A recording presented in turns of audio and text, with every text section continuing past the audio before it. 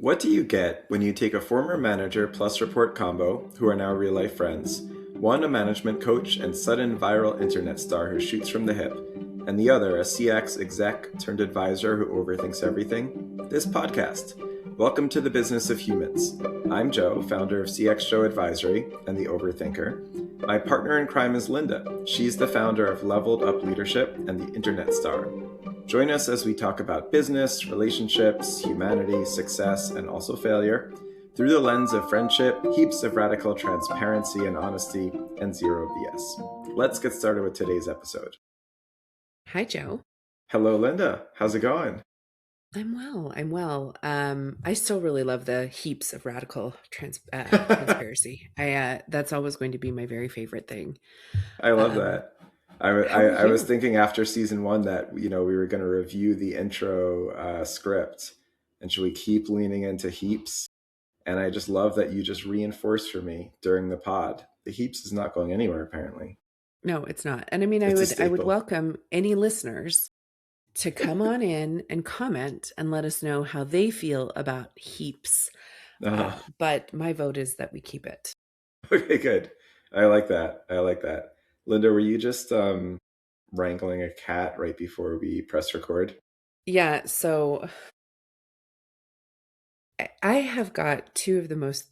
I mean, I think all cats, felines are rather interesting anyway. Mm-hmm.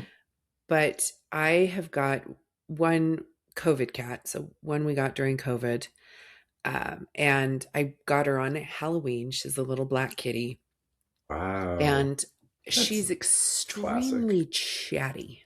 Okay. And she's this classic, it's so classic of like, she runs and hides if you want to pay attention to her. But then, like, when we're all gathered downstairs, like watching the Olympics Mm-hmm. together, she sits at the top of the stairs meowing as loud as she can, and not just like a couple, for like minutes on end. She knows where we all Can she are. see the TV, and do you think she's cheering on the Winter Olympians? I would love it if she was that thoughtful. She's not. It's because she wants us to come pet her. It's because she's like, okay, I'm ready. I'm ready. Are you ready? Because I'm ready. And so she just like, and what she does every time we're recording the pod, she finds herself locked in the same room with me. I think Hmm. she knows. I feel confident that She she knows. knows.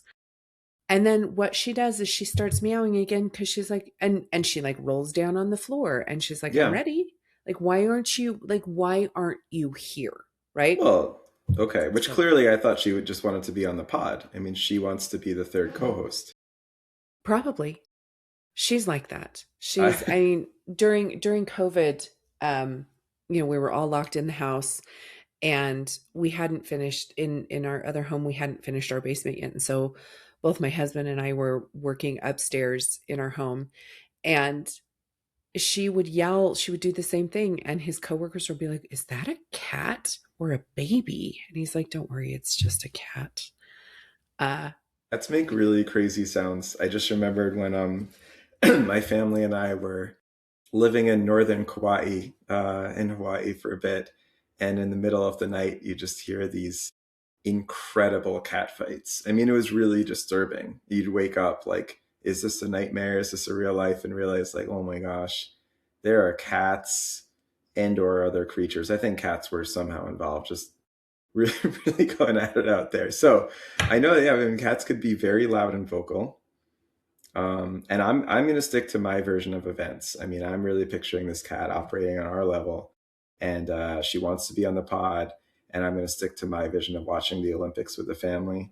And I'm picturing like, as like the race is coming, the speed skaters or the bobsleds coming down the track, and she's just like, yeah. yeah, we'll go with that. We'll go with Okay. that. I Thank you. really should I share needed that. along with this episode. So we have two cats, right? Hmm. I don't know why I did that, but I did. And the other one is extremely like docile, and she's just friendly. And last night, like, all four of us were on my sofa, that's the smaller sofa, because why not be on the small sofa? All four of us watching the Olympics, and the cat came down, the other one, the Hmm. Clementine came down to to watch the Olympics, and I actually have a picture of all of us watching the Olympics, That's including great. the cat. Okay. Yeah. That's kind The of other one close to was my upstairs vision, my yowling. story. Okay. Okay. All right. Um, maybe another topic of bringing the between recordings banter onto the air. But it was interesting recently because we actually alluded to this old story from our friendship and career on one of the earlier pod episodes about when there was a little bit of drama online. I mean, in this other Yeah. instance, somebody had Yep. blatantly plagiarized your content. I stepped in as a colleague and friend, and I was one of a bunch of people commenting on it, Yes. being like, this is not okay. And we alluded to that adventure. And then more recently, we were texting again. I think you entered it in a classic Lynda kind of way. You're like, I'm stirring things up on LinkedIn now. And Yeah. but also to your credit, you had a really awesome post that actually did drum up just tons of engagement and discussion, which was honestly quite amazing. And then somebody commented on that post, and then a new adventure and fracas. How do you say that word again, Linda? Fracas? Fracas? I I was going to go with Some ruckus. stuff started to go down. All right, Linda, Yeah. Linda, tell us Yeah. about it. So again, and I think I said this in the podcast when I talked about this previous, and it's so funny because, I was sharing, across 3 platforms, I have about 1 million followers. And that's not a brag. It's just Standing ovation. factual, No, right? no, That's but it's that's amazing. just where we're at.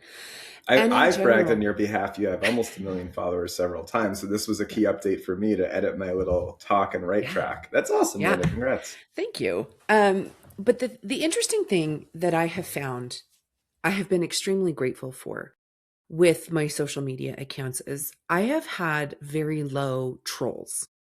Like I have, in fact, I was um I was on another pod and they were like, dude, like your comment section is so positive. They're like, when I'm having a bad day, I actually go to your comment section because I find it fairly uplifting, or people like are lifting each other up and people are really kind of engaging. And he called it bleach for his eyes, which usually is a bad thing, but I think he meant it in a very good way, He right? didn't mean Yeah. like incredible writhing, excruciating pain and going Yes. blind.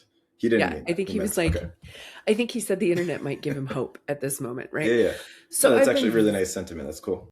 yeah, and I've been really, really fortunate. And the thing about me and with my socials is I go on it in any number of stages, right? I might be coming out of the gym and I have a thought, and so I sit down and I record a thought. Sometimes I'm super polished, so I'm kind of all over the place, right? And I've been very, very fortunate to not have a lot of trolls, especially given how many people follow me online, right? And I so think a I've lot been of very, people very appreciate grateful. that about your posts and your voice. To be honest, I do. Yeah, so it's been great. Well, somehow I get in the shit in LinkedIn. And I don't really know how again, I'm such a low drama person. I'm a low drama person. My life, I don't tolerate drama. Hmm. People who are too much, like I just kind of weed them out. Like I'm just Hmm. low drama Hmm. until it's LinkedIn somehow. Um, so I had this post that was doing well. It was talking about, and I put it on LinkedIn because I thought it was really relevant. And I think it's going to be really relevant for our topic today. It was talking about the difference between niceness and kindness. You can see behind me, I've got the be kind sign. And there's very much a difference between being nice and being kind.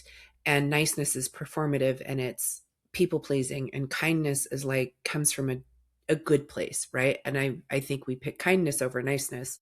Niceness is saying like, oh, oh, I like your outfit, when really inside you're going like, what are you wearing? Hmm. Right. That's it. And so I put out this Interesting. Yeah. post and it was doing okay on LinkedIn. And again, I don't have a ton of traction on LinkedIn. I'm definitely not you. And I put this out there and it has gotten some traction. And somebody decided, and this really rubbed me the wrong way because it had nothing to do with the conversation. This gentleman, I'm using that term loosely, You really couldn't get through the sentence calling him a gentleman. That was amazing. uh, went on my post and instead of adding like, I disagree, which you are welcome to disagree. I Of open these course. things up Yes. for the conversation. And I'm not saying that my opinion has to be the end all be all. But what he decided to put on there was, and three simple words, he said, fix your hair. Yep. Fix your hair. And here's the thing. Mm-hmm. I am made of tougher stuff. Again, I film in front of the gym. Like, I don't care what I like. And honestly, in this video, my hair was great. But like, if we're gonna By the say, like, by, it was let's great. call it, like, my hair was good. It was a good hair day for me. But instead of adding to the conversation, instead of giving anything, the only thing this person felt like was relevant to say in the conversation was fix your hair. Yeah. And this opened up, and again, we talked on the social media episode where we talked about understanding the appropriate place for comments, right? This is not a comment for a professional platform. LinkedIn is meant to be a professional platform where we're networking, where we're creating. And I know you and I feel differently about certain posts, and that's okay, right? But I think we it's feel the about same like, about this post, by the way. yeah, we definitely feel the same about this Let's post. not get it twisted. But so in my response to him, I actually did respond to him and I was like, I just need you to understand your entire professional network, your potential clients, your existing clients, all of these people just saw this post, right? Because the way the algorithm works on LinkedIn, and I know this, is your comments actually go farther than a repost. Your Mm, comments go farther than most everything because people want to know what you're interested in. And so this person's comment went farther than like them reposting it. And so I responded and I was like, "Hey, I just need you to understand like the ramifications of this." And I was going to leave it at that. mm-hmm. But then I sat with it for a minute and I thought, it really started to eat me up inside. And again, not about my hair. I'm made of tougher stuff. This was about this concept of older men feeling that they can come to women or any marginalized group. It's not just about being a woman, but this is a classic behavior that has happened in the workplace where somebody of power, and he owns his own company or he's the CEO of a company, also self-proclaimed life coach. I'm a little curious on that. Um Honestly, all of this is shocking. yes. Yes. But this was a classic moment of somebody who feels like they are in a position of power Mm-hmm. and that they feel that they can wield that power. And then instead of adding to the conversation, instead of bringing something to the table, attack a woman's appearance. And this I felt could not stand because this is something, and I really wanted to highlight this to my professional community of this is where problems start. I mean, and this is, please don't think I'm stretching this to think about sexual harassment, but again, I think so many people are like, does that still exist in the workplace? And it's like, yes, because people's appearance or people feel like it's their right or their business Mm-hmm. to come and comment on your appearance. And it's just like, my appearance has nothing to do with my work output, my thoughts, or my results, right? Mm-hmm. Um, and again, this is not someplace. This isn't Facebook. This isn't Twitter. Like, again, I don't think that there's any space. We shouldn't be attacking anybody's personal appearance. Like, that's just not what it should be about. But this is definitely not the right forum for that. And again, it highlights like the larger conversation. But yeah, I think it's deeply disturbing, and Yeah. I don't want to cut in too much. I'd love to let you finish the story, but I just want to say I don't, like you said, you have really thick skin and you let things, roll off your back pretty easily. But I join you in being deeply distressed about that comment. I mean, it's wildly offensive and inappropriate, and there is something to it that just feels like it speaks to bigger issues in the world. I think you're articulating what some of those are very well. But it's hard to shake this one off, and I can't help as you're talking, I'm just thinking like, does this guy, and as a CEO of, I guess, his own company, um, is it that he didn't think his words, would be seen by others, or it's like even worse to think, does he not care? Is he proud of this perspective and bring it to the world and his business community? Yeah. It's baffling and upsetting. But please go on. And my concern was is if this is how you're behaving in public, because this is a public setting. Hmm. I know we all have internet courage, right? But this is a public setting. And Hmm. if you believe that this is how you behave in a public setting, how are you behaving with your employees? Hmm. How are you behaving behind closed doors? What else are you saying when you don't have an audience? Yep. That's a And good point. I was just, and then of course, like, man, did it unfold in my comments. I didn't, and again, like, I put a post out there and I get like 4 likes, which is, I think for some people they're like, ooh, 4 likes. When you have a million followers, like, cross platforms, Hmm. when you get 4 likes on LinkedIn, you're like, nobody sees my stuff. And man, did people, I think I like, the last time I checked, it had like 70,000 views, which Oh my for me is gosh. on LinkedIn is like a really big deal. Um, and I did not Tell think us it was about going the to blow up. comments, Linda. So I was looking at some of the comments, and truth be told, I was looking at some of them with my wife Ina and telling her about the whole thing. And it was interesting because the first time that I'd read some comments, I got a sense of like 90% and 95% were kind of, rushing to support you and also like slash just shame this person, which I'm not going to lie, gave me some joy. It felt gave me some joy and was kind of hilarious, which isn't on brand for me either. But I think our listeners will support me on this one. And I had maybe seen one or two comments kind of defending him or presenting some other perspective. Then I was showing Ina later in the day, and I think I had skimmed through like 100 comments. It seemed to shift more in the 99% to 100% kind of spread of just supporting you and bashing the dude. But what have you found in the comments? Yeah, so I did see a lot of that. And again, it wasn't about that. This was not about personal appearance. And I was trying to create this, like, this is the problem with the workplace, right? Like, we're continuing to see this, and we're continuing to see marginalized groups, which I Mm-hmm. happen to sit in a marginalized group, of people being who people in power feeling this way. And a lot of people wanted to attack his personal appearance, and it wasn't about that. There were a couple Understood. really good conversations that were happening where it's like, this is not the right place, or this is like, the thing. And I Yeah. did have one person show up, and again, sometimes these things create a life of their own. And again, this is where the drama kind of unfolded, where they're like, well, you're putting yourself on the internet, and so you're open to these comments. And it's like, again, okay, but this isn't the right forum. If you want to go be a troll, or you want to Yeah. go do these things, again, that's something about your character, and we could like unpack that all day. But this isn't the right place. So yeah, there was a lot of that, but and there were a lot of comments and people coming, and there were lovely people who came to support me, and that was so nice. Again, I just Mm-hmm. did not expect this at all. But again, it became more about bashing one another, and I'm like, that's not the point. It's not about trying to belittle this person who belittled me. It's about, Mm-hmm. like, how can we be better? Like, what Yeah, can we exactly. do to be better? But there were some very interesting comments, so I have a feeling Yeah. after this gets released, there will be more traction on that particular post.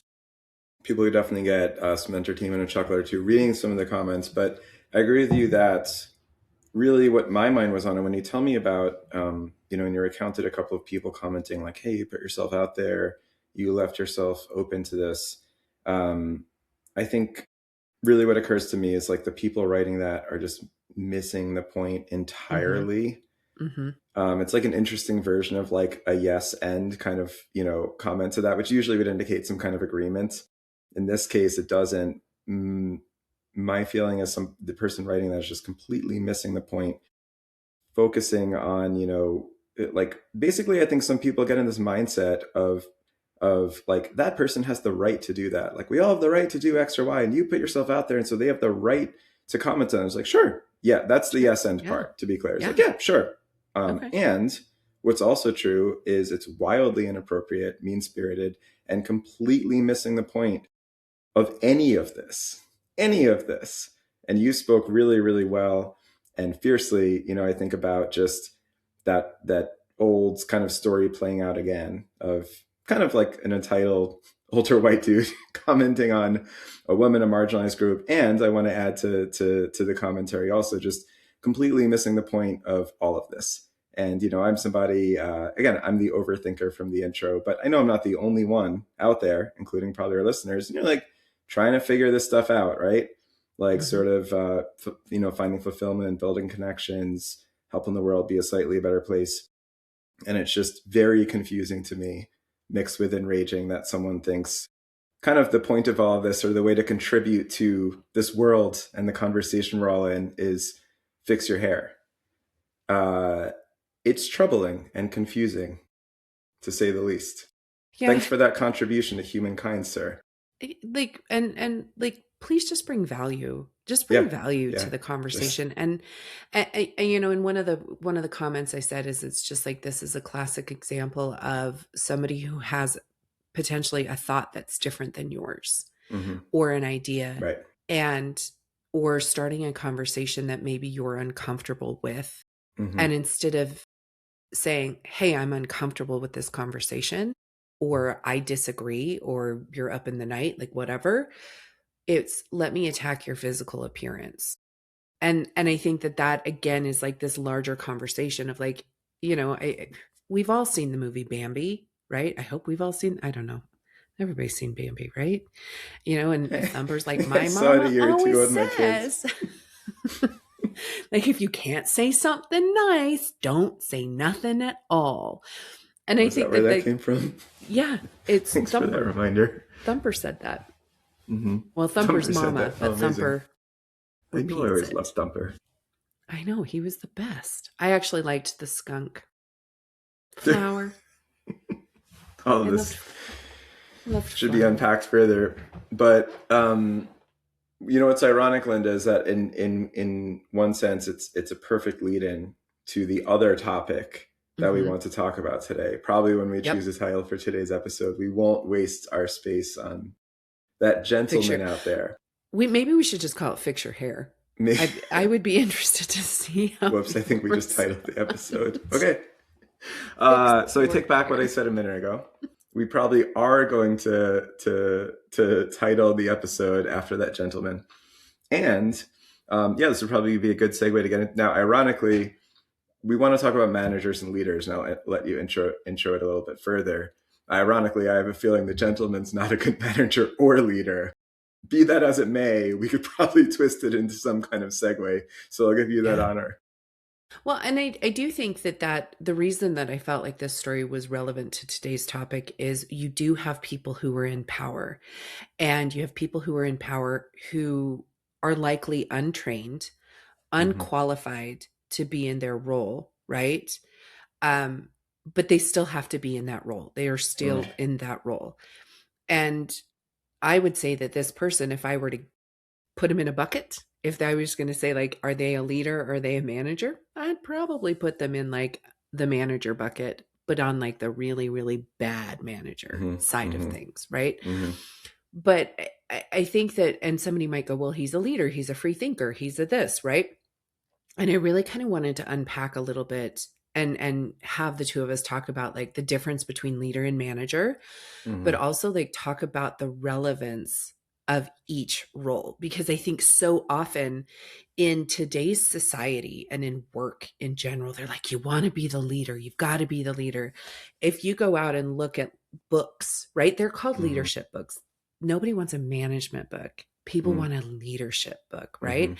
And it's the 360 leader, it's the dare to lead, it's how to be like it's the servant leader, like it's Mm-hmm. all of these things, and it's such a Mm-hmm. buzzword at work. And I think that so many people feel like they can't be effective, number one, as a manager if they're not a leader, but then also like that if they're not over people, that they can't be. So I really kind of wanted to unpack that today and talk to the people about the difference between the two. Of Mm-hmm. course, being me, I have the definition, I because love I it. think that that's a really good way for us to start. And the Yes. definitions are very interesting. So we've got leader, noun, the person who leads or commands a group, and commands is very interesting, organization or country. And then manager is defined, also a noun, a person responsible for controlling or administering all or part of a company or similar organization. So, yeah, let's talk about it, Joe. Like what are your kind of initial thoughts before we dive in? Yeah, so I'll tell you the way that I've thought about a manager versus a leader. And I also want to hint at, one of the things I want to talk about. I love your perspective of reminding me, as we chatted about this the other day now on the pod, that one is not necessarily better than the other, superior to the other. I agree with you that generally speaking, in the work world, the term leader is given a lot more sort of positivity, praise. It's more aspirational, I guess we could Mm-hmm. say. If Mm-hmm. you're a young manager, you want to aspire not to just be a great manager, but you want to be a true leader. Um, and I will share, that when I've gotten compliments over the years about being a great leader, it definitely hits harder in a positive way. It feels more aspirational. And we always talk about, we share the successes and the failures. Mm-hmm. Keep indexing pretty heavy on the doubts and the failures. But one success was I had a manager at Daily Harvest, Elizabeth, and she's a mentor to this day. And when we were, going to stop working together, she just shared that compliment with me and said, I've worked with a lot of great managers, including at Amazon, some amazing companies, but you're in the bucket of leaders I've worked with. And it is a career highlight for me that she said that. I've thought of a leader as somebody who is inspiring a group of people, bringing the best out of them, creating a sense of a shared cause, mission, community, um, and inspiring. I'm trying not to use the word lead or leading, which is challenging, but basically inspiring the group and elevating the group to a greater outcome. um, and sort of an elevated way of working and being and feeling. So one difference I've thought about is that I associate a manager with focusing on the task and the projects at hand and directing efforts, providing feedback, and absolutely could elevate to a better work product. Whereas I've thought about a leader potentially ascending to a level where it's about the work at hand and not at the same time. The work at hand is getting Yep. done at a very high Yep. level, but making people feel like they're kind of a part of something greater in a way that's very, again, very powerful. Now, I'll finish my point or speech here by saying that again, as I mentioned in the beginning of this speech, this is the way I've always thought about, and I don't back down from thinking about it in these ways. And I think that leaders, to aspire to be a great leader, is great, and something I'll continue to do. But you really got me thinking, Lynda. It's a little bit like one of my favorite sports analogies. You think about like a given team within the business or the whole business and all the talent and people assembled. And you got me thinking that, again, it's about building that championship roster. You can't Mm-hmm. just have all of one type and expect to win the championship or the Olympics. You're going to need a balanced roster. So you really got me thinking about how, just as an organization could fail because it only has tactical managers and no true leadership, that's probably written about more to your point. It's thought provoking to consider that an organization could also fail if it only has people who fashion themselves leaders. And where are the managers at? And driving the actual tactical work that needs to happen, and providing the right structure and detailed guidance for team members who are coming along in their career and might need that guidance, Yeah. right? Yeah. I think the thing that I said, I was like, we can't have a room full of Napoleons, right? Which, Which, you you always know. have a way with words. I was then say, I once you need to go to the history books or Google Yeah. or Chat GPT, and I'm feeling all defeated. Am I a But Napoleon? the thing is the way that I look at them is, yes, I agree with you. I think that once you are in a people management role, the aspiration can very much be the leader, because the leader is the one who's at the charge. The leader is the one who is, that can rally the troops. Truthfully, again, I'm doubling down on this Napoleon reference, but where that can rally the troops and can get Mm, everybody on the vision and knows yep. how to create that buy-in on such a grand scale, and then can really like take people to places, right? But you can't have a room full of those people who are all like, no, but I have a vision, right? Like I have a vision and we're doing the things. And so, I think that there's a lot there. And I do think that once you go into these moments and aspiring to be the person who can lead the room and create the buy-in, yes, we also need managers, right? Mm-hmm. And we need people who can come in and execute. And we need people who can come in and be like, listen, just give me a list of things to do and I will get these things done. Now, if the manager is in the right frame of mind and we're training our managers and we're working with our managers, we are teaching them like have a leadership mindset in the sense of like it's not about being a taskmaster. It's not about coming in and be like do it my way or no way. This is when we start to go on the bad management, but it's like, a manager should still be collaborative, because you're working with humans, right? If you're working with humans, we need to figure out how we can be empathetic and how we can do these things, but we have polarized these words so much Mm-hmm. that a manager, if you're called a manager and not a leader, then it's, oh, you and here's the thing, here's the other thing people don't talk about. You can be a leader and not a manager. You can have an incredible and individual contributor who comes in who knows how to create buy-in in a room but isn't responsible for the humans, right? So you can be a leader all on your own and be an island and still come in and create those things and do those things and not manage people. And I think that's probably the thing that people lose the most about, or they don't understand, is like you can come in and you can still do those things. You can still rally the troops. You can still come in and inspire people and create buy-in Mm-hmm. and have people, the best, I think the very best trait of a leader is everybody thinks it's their idea, right? Like the best leaders in the room are the ones who come in and inspire you, but you're inspired because you think it's like your idea, right? Mm-hmm. Because Mm-hmm. that's Definitely. really like how we get people to do things they don't want to do. This is Lynda, my secret sauce. yeah, yeah, I know, giving away all the secrets. No, I have a couple of follow-up questions for you that I think would be Yes. interesting to hear you speak on.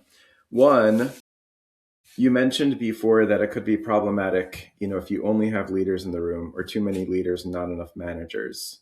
Found that interesting. I agree. And I started to riff off in my head, like, here are the reasons why. And I realized it would be more interesting for me, and I have a feeling others might be, to just follow up with you. I mean, can you unpack the why a little bit more? Why do you see that as problematic if you only have leaders in the room and not managers?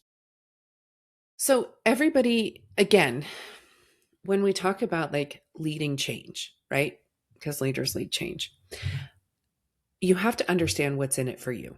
Mm, And you have to understand what's in it for your team. So when I talk about buy-in with individuals, the big question, and anybody who teaches change management, the number one question is what's in it for me. And when you're leading change, you have to think about what's in it for me, not you as the leader, but your team or the people you're trying to drive the change with, right? And if you can find what's in it for them, then you can get everybody on board and people want to do the things, right? So imagine having 10 different people in a room, all leaders, all amazing, but they're all in it for what's in their team. So what's in it for me, right? And so you have all 10 people who are trying to drive something or get something accomplished with their own initiative. So you can see how that could be problematic, mm-hmm. right? Because each person's like, well, no, but I think we should, oh, I think we should prioritize this particular action again because it feeds them and their team, right? Mm-hmm. I would love to say that we're altruistic. We're not. We're there trying to like get a goal accomplished in the way that we see is the right way, right? Now, if you're in that room with 10 leaders, ultimately you have a leader that outranks everybody and it's like, no, here's the thing. And then they create the buy-in for the team. That Mm-hmm. can be very challenging when you have people who are so passionate about doing the thing Yep. versus having a nice blend. Yes, we have a couple leaders in the room, but we have a couple managers who are like, great, just tell me what I need to do. Help me understand. Give me Yeah. my task list, right? And I think there could be a certain closeness to the work that's implied with manager. And when I picture being a great manager and then I picture being a great leader, and of course I have to apply it to my own career path because, it's all about me. That's what Yeah. we do. I'm a human. That's why we're here. That's why we're no. So one of the ways I found it very, very thought provoking, honestly, was I thought about, the progression I had in career. And I've been told that I had a more linear career path than some. So, which gives me hope that it's relatable for maybe a number of people out there. It's kind of like that, just straight building, one step to the next, because I was a customer service rep out of college. And then I was the VP of customer service, 10 and 20 years later. So I guess it was kind of linear in that way. And what I found is that on that journey, there were definitely several years where I would have really taken pride in being a great manager. Towards the end, I mean, I kind of thought I was both, but when you got me to thinking more about it, I was like, oh, interesting. There could be some people in roles, and I'm going to fall into this in my last 1 to 2 roles, where I still have equal conviction of being a strong leader. And I think the proof points are people, kind of the feedback they share with me, the work experience they seem to get out of it, and the fact that during and after those experiences, they'd come to me and say, "Hey, I want to do something together again. I want to work together. Hmm. I want to be a part of your orbit," and I'd reciprocate, and it filled my heart up with joy. But I think that being a really great 10 out of 10 manager also means that you are close to the work and the tactics and the details, and you could really coach your team members on what needs to get done tactically next. So, not just let's all go to the moon and beyond and achieve greatness and go to outer space together and like, hurrah, let's, and that, but like how are we going to get there? What needs to happen today, tomorrow, and next Tuesday to actually get there? And a certain closeness again, and sort of really getting close to the technical and in the weeds details. So that's where I would say for me as a senior leader at the last stop or two, and I wonder if for others out there, if they really were to similarly kind of delve into this and examine their own performance and focus too. I don't know if that was a 10 out of 10. And so I thought it was a great point that you had made just around, if you have all leaders in the room. I think I've been in those rooms, Hmm. and it's fun and a wild ride and inspiring. And I've literally been a part of leadership rooms where somebody will do like this Don Draper Mad Men style thing and like put their hands in their pocket and gaze off into the sunset and kind of wax poetical for an hour. Like, it's a fun and inspiring experience. But if you have too much of that, you're getting out of that, Yeah. offsite meeting, or you're waking up the next day like, wait, so what are we supposed to do next? Like, nobody's really clear what to do Yeah. for all the inspiration. Yeah. Yeah. And I think to your point, when we talk about career wise, I actually think that a leader needs a good manager. And Mm, I think that you can, and I really do think that you can kind of role switch, right? So I think about our time working together, Joe, and I think about the way that we split the work, right? And the yes. way that we did the department, and the way they did the things. You got to do the strategic stuff, right? You got to sit in the rooms, you got to do the strategic work, you got to do the things. And then and I came to execute, right? So in that relationship, we had you as a leader and we had me as a manager. Now, I think that if we were to trickle down, I would hope that my team would say that I was the leader and they were the managers, right? So I would come with a strategic direction and then I would turn around and say, okay, I need you to manage these things, right? And so I think the most successful leaders, truthfully, the most successful leaders are surrounded by good managers because the leader's able to like do the things and lead with strategic vision. Mm-hmm. And then the managers are the one who are like, okay, how do we make this happen? How do we turn this around? How do we make Mm-hmm. sure that we've got the boots on the ground? And I think, again, to your point, it's, they're the ones who are close to the work. Mm-hmm. Mm-hmm. And so I think that so often people are aspiring to be this thing. It's like running before you can walk. Like, Yeah. how can you learn to be a good manager? And that allows you to Mm-hmm. be a good leader. Yeah, I think it's true. And and of course different roles are some of both, and of course we all aspire to be some of both. But I think one of the distillations I could make from this conversation is, it feels like the leader is the one who is inspiring the team to get to a great place. It's like giving them Mm-hmm. that North Star, as corny as it is, to kind of gravitate towards, and it's having the team feel empowered and inspired and motivated, like they could do their best work, and like almost anything's possible, right? Mm-hmm. Then you still need the manager, whether it's the same person in some departments, because we were lucky to have each other, I think, to complement each other. So whether it's the same person or a different person then coming in, and it's sort of like, all right, we're all primed, we're feeling good, we feel like we could accomplish anything. Now I'm here to direct what actually should happen next. And like you said, still empowering the team, and on it goes, creative thinking and agency and all of that. But to some extent, it's appreciated at every level to just have that hands-on kind of direction as to what tactically should come next and actually occur. And if you don't mind, the second follow-up question I had for you before, a little bit ago, uh, Lynda, is just in all of your conversations, what do you feel like is more needed, or across the whole industry or work world right now? It's a big weighty question I'm asking you, but you do think about this a lot and have many conversations in this direction.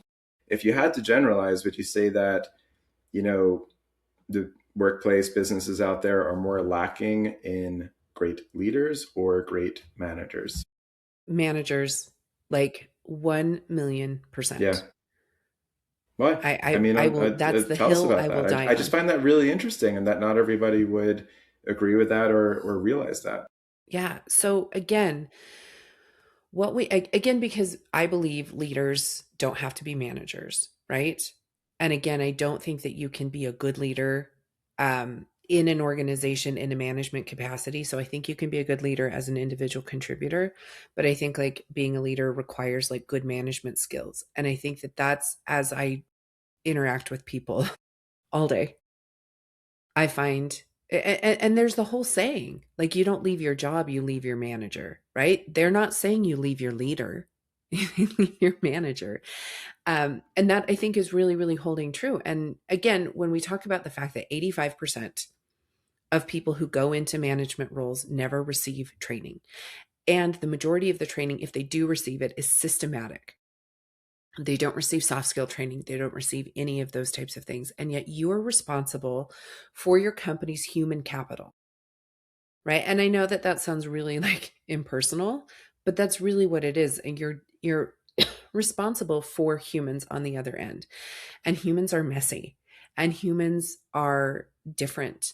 And so if you're all about like the strategic vision, but you don't know how to deal when somebody calls out sick, or you don't know how to like give empathy when somebody's going through something, or you don't know how to drive performance from your team, Hmm. and a leader can like inspire you to perform, but you are always going to have poor performers. You Hmm. are always going to have people who are not on the same page, even in the same library as you, right? And you've got to be able to identify that and drive change, drive the adoption of the processes, or get them to even show up sometimes to work. And sitting thinking strategically and like leading a group and like leading the charge, you've got to get Bob, sorry for anybody named Bob listening, but you've got to get Bob to like show up, Come on, right? Bob. Like we can't do the things. And so I believe that sinking time, energy, and money really into management. And the thing Hmm. is, and I was just talking with a client the other day, the thing that people don't understand is the dynamic of a manager. And they don't understand. I say picture an hourglass, right? Hmm. Right? We're picturing hourglasses, right? Lynda is So making hourglasses with her hands. yes, If yes, you for needed those who one are more not. reason to watch us on YouTube, that's Yeah, it. we have like 2 views on YouTube, but plenty of downloads. Which again, like, subscribe, comment, send reviews, refer out to your friends. But anyway, so a manager sits in the middle of the hourglass, right? So when the two rounds meet, because a manager's job is to protect the team from the sand that's falling down, right? So and think about that as eliminating the noise, eliminating kind of like the brunt and the things that are coming down on them. But then the other thing that they need to do, if we think about the hourglass, is we've got to manage up. So a manager has got to figure out like the right information to get up to their leadership or up to upper management. So it's their responsibility to sit in the middle and go up as well as go down, which is why I use the. Okay, so we just had a fun little technical difficulty, which is fine because, 2026 and technology. And I want to think of like that Napoleon Dynamite, like the bonus scene at the end of Napoleon Dynamite. If you watched You're that, throwing Napoleon and Napoleon Dynamite us in one yeah, episode, it's a as only you can. Napoleon. I don't know, but Napoleon Dynamite. At the very end, there's the wedding scene with Kip, and he sings a song about technology and how much he loves technology. So, for anybody in the room who watched uh, Napoleon Dynamite in the bonus scene, that's how we're feeling right now. So Yeah, anyway, yeah. Go ahead. Yeah, it no, is the no, business of tell me the humans. It things. is the business of humans, right? And this is about the most human moment we could have. So I'll finish my analogy, and then I think we could probably, start to wrap things up. But the analogy I was giving was the hourglass, right?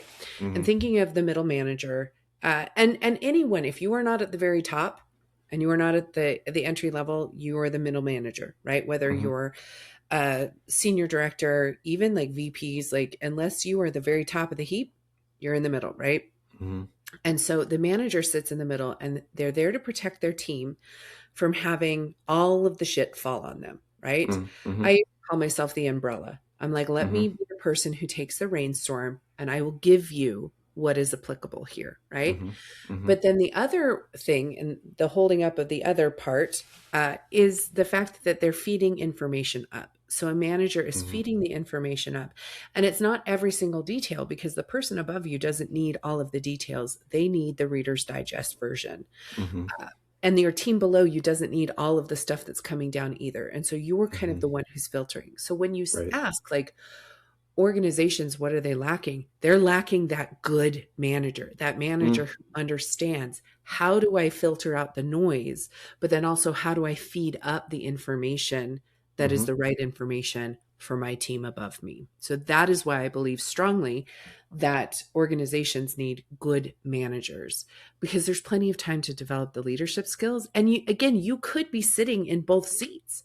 To Mm-hmm. your team, you could be the most dynamic leader, but to the team above you, you Yep. are the manager, which again is what I thought that our dynamic was so much when you and I worked together was, you know, I felt like I sat in both seats, right? And I Yeah. think there were Yeah. times that you felt you sat in both Totally. seats, right? Mm-hmm. Mm-hmm. Yeah. So I think what's interesting for me, Lynda, is I think a couple of the takeaways from the discussion or episode that genuinely I think some people would find surprising and insightful is one, it's not all about progressing from a manager to a leader. Yes, Hmm. there's a lot that's attractive and positive about that, but it's not all about that. And we shouldn't always think that a leader is superior to a manager or what's needed more, Exactly. which leads to Exactly. two, the revelation that, coming from somebody who does have hundreds and getting into thousands of conversations on this topic, Hmm.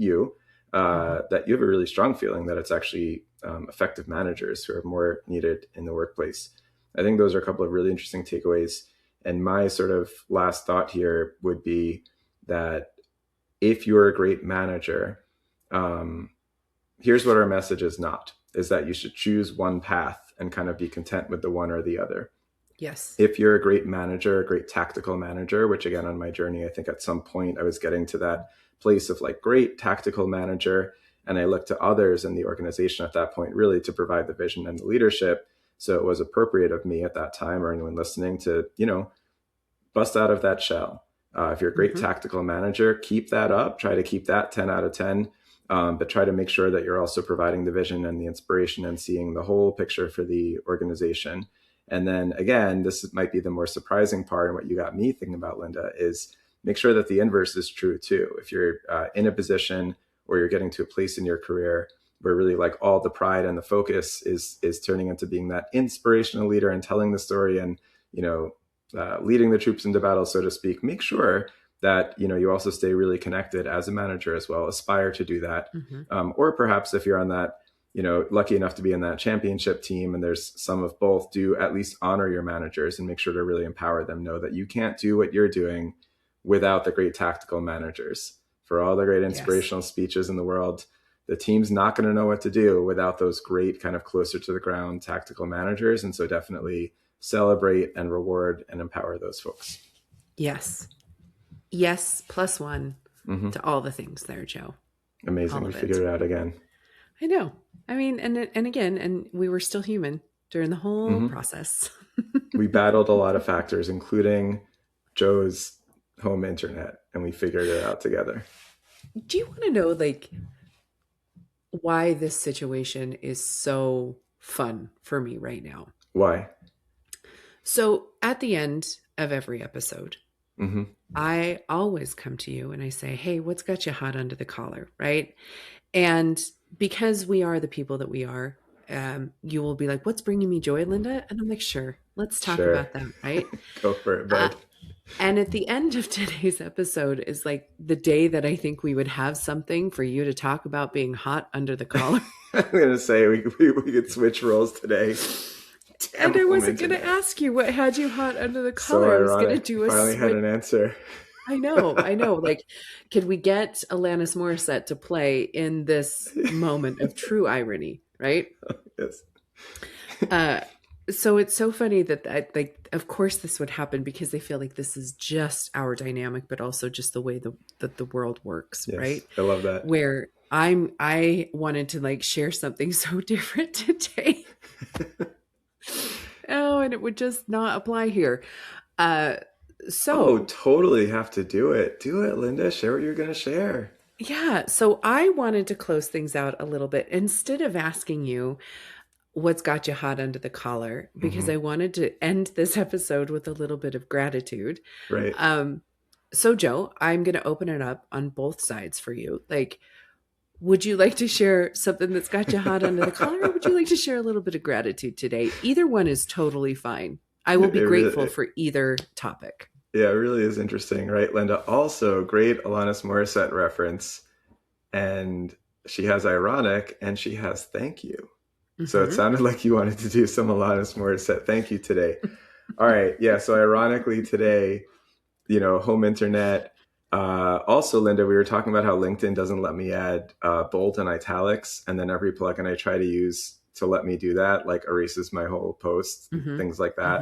Hmm. But classic Joe, I want to do both. I was excited you want to share some gratitude, and what thought that sparked for me as I share with Linda. I had have a career outing coming up, doing more of the advising and solopreneur thing.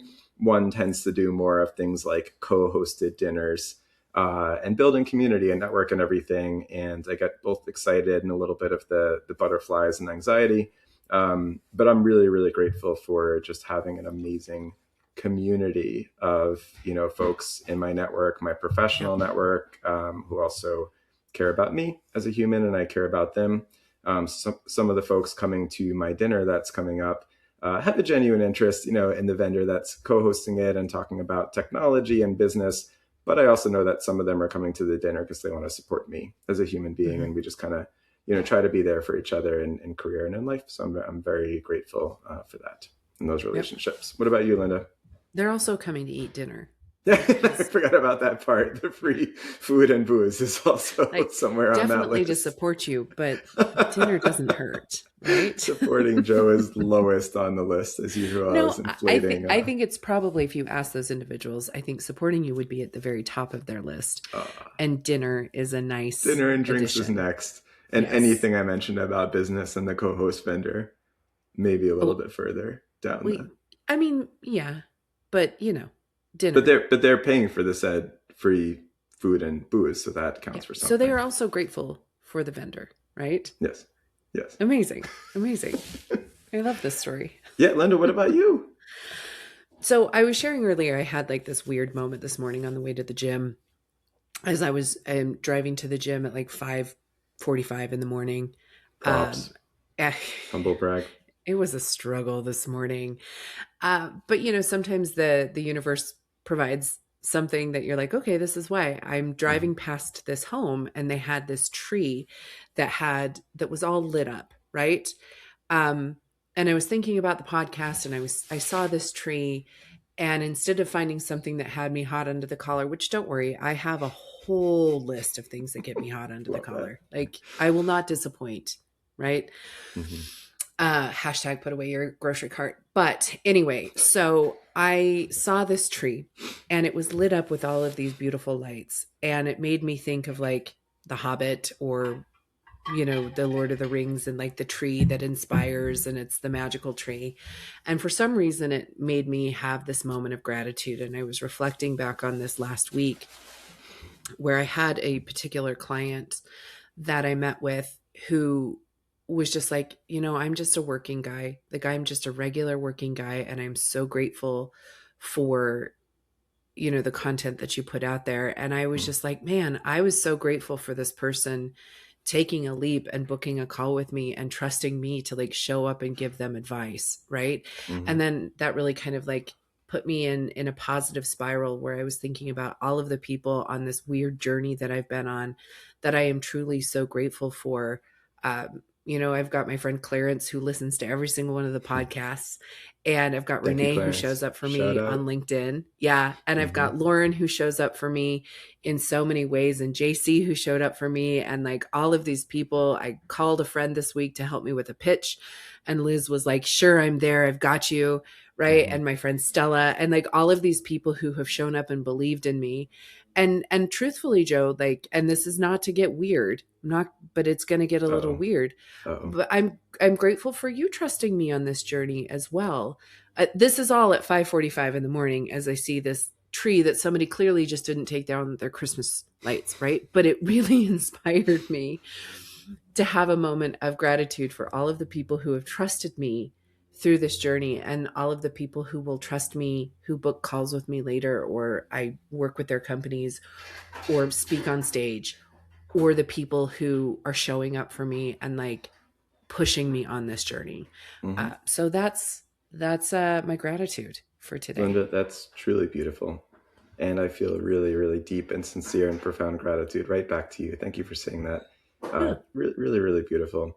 And folks, this is all coming from the person who professes to be the pessimist, just rooted in reality and pessimism. And you found the gratitude tree at 5:45 a.m. on your way to the gym and just made a beautiful speech about gratitude. So Yeah. once again, you're completely busted here as not just the grumpy No. pessimist. No, I don't consider myself a pessimist. I consider myself a realist, Yes. which is what pessimists call themselves. Just by the Okay. way, by the Well, by. again, I mean, two last thoughts from mine. One, again, that was really beautiful, and thanks for sharing that with me and the listeners. And two, I could probably help to bring you back to reality Yes. um, by invoking the scene of somebody who finishes shopping, and instead of putting the cart away, they put it in the middle of a perfectly good prime parking spot. And you're driving now; you want that spot. But there's the shopping cart taking up the spot. So that's pretty awesome. I bet you don't have visions of gratitude trees when that happens. I do not. I do not. And I And you're welcome. very strongly about people who don't put away their shopping carts. And on the next episode of In the Business of Humans, humans that don't put away their shopping carts. I actually have this whole vision in my brain. This is how we're going to close the episode. Like, we talked about your visions of being a bartender, and like ultimately, like when you're in that space, after the podcast has taken off, and we're rolling in all the moolah. Mm-hmm. Like your vision is to just go pour a beer for somebody. Perfect draft. My vision is to like stand in a parking lot. And like, truthfully, this is like something I genuinely would love to do. Yeah. And every person who goes and puts their cart away, I like give them money. Oh I'm my just God. like, thank you for putting away your cart. Right. Like it's so perfect. You said that. That's what I want to do. That's what I want. reward And those I want to people. be in the receiving end. Yeah.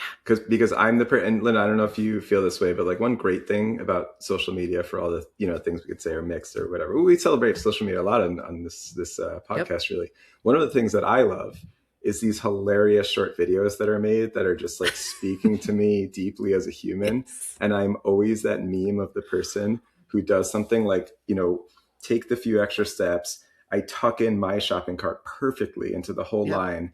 And I'm kind of looking around and puffing my chest out. I feel so good about myself. Mm-hmm. And I want someone to be there to just pat me on the back, give me a certificate, a trophy, an award, a cash bonus would be great. And just Mm-hmm. be like, that was awesome, man. You crushed Yeah. it. You're a good Thank you. human being. Yes. Thanks. Thank you. Yes. Been waiting for this all my life. I want to be that person. I want to Oh, give people, amazing. I want to Lynda. give people money just randomly, like on like Yeah. a random day, just stand in the parking lot and just be like, thank you. And Yeah. give them cash and be like, you're appreciated and doing Yeah. the right thing paid off for you I love today. that. Hit all 50 states. Just make it your life's, like the last 10 years of your life will be trying to get to every supermarket in the country. Oh, jeez. Jeez. Dare to dream. Yeah. Dare to dream. Amazing. Well, we did the things today. We're closing out. I think I asked you to like, review, comment. Yeah, you did it already. Share, but do it again. Mm-hmm. Amazing. We did all the things. Yeah. Thanks Thanks everybody. It's been a blast as always. Thanks, everyone. See you next time.